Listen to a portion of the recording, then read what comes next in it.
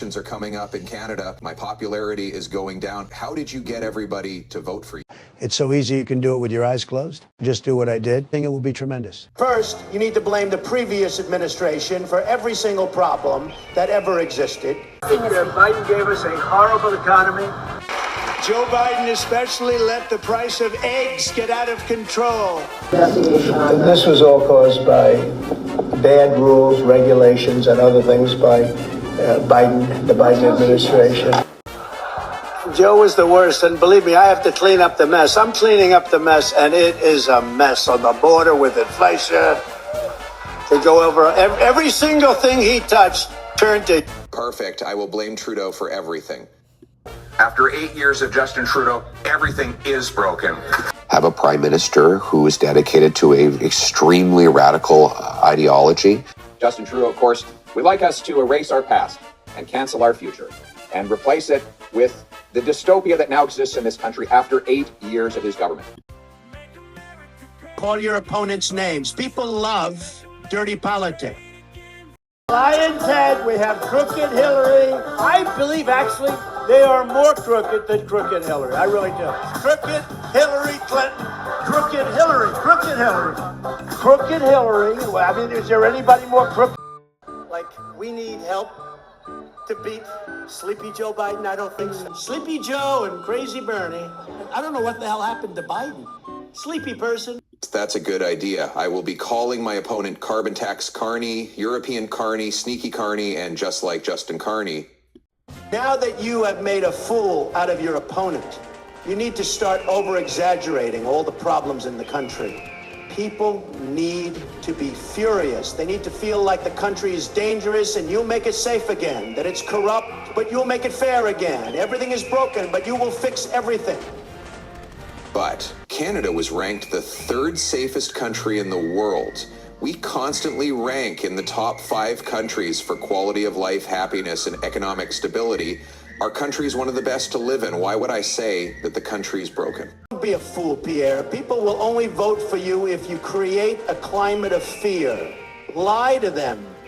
Tell them the opposition is stealing from them, the economy is failing, crime is going up, drugs are flowing, and people are dying. It doesn't matter if it's true as long as people are scared and start looking for a savior.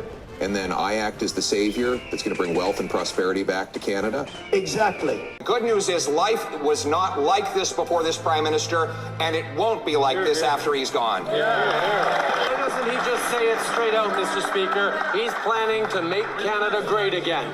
Well, after 8 years of Trudeau, we have crime, chaos, drugs, and disorder. I think the Liberals have broken everything. They broke our housing market by doubling housing costs.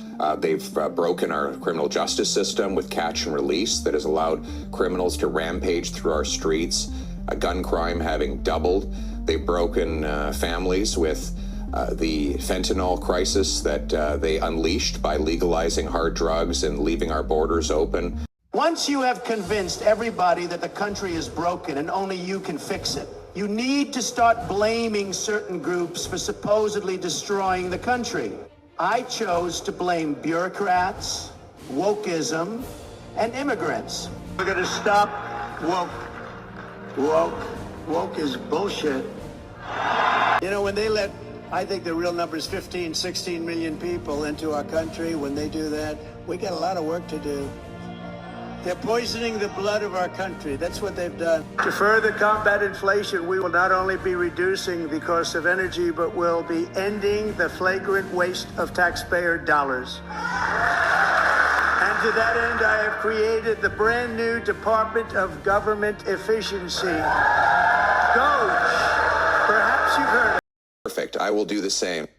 Do you accept that immigration is inflaming the housing crisis? It's very simple math. If you have more families coming than you have houses for them, it's going to inflate housing prices. Anti-Semitism, guided by obscene, woke ideologies that have led to an explosion in hate crimes. And by the way, put aside race, this obsession with race that wokeism has reinserted. Well, invented even. Invented. I mean, we basically, what would you say, imported and invented racism in Canada. Right. Well, As a consequence of policy. Wokeism seeks to divide people into these different groups and subgroups, and we see the results in a 250% increase in hate crimes. So we have to get rid of liberal waste. Under Trudeau-Carney, Liberals, they have, for example, added 100,000 public servants. I'll be reducing the number of bureaucrats. They've doubled the budget for corporate welfare. I will be cutting that. They doubled the budget for consultants. I'll be cutting that. I'll be cutting back on foreign aid to bring our money back home to Canada. I'll also use the constitutional backdoor of the notwithstanding clause that allows me to stop a court from invalidating a law that violates charter provisions relating to fundamental freedoms, legal rights, or equality rights. I'll make them constitutional using whatever tools the Constitution allows me to use to make them constitutional. I think you know exactly what I mean. We're going to put the criminals in jail, and we're going to do so with laws that are fully constitutional. So how often are you going to use the notwithstanding clause? I've also used a constitutional backdoor, the Alien Enemies Act, that allows me to detain or deport non-citizens without giving them the opportunity to go before an immigration or federal court judge. Thank you for your advice. I will be sure to make use of it during this electoral campaign. No problem. Good luck. Take care of the Maple Magas.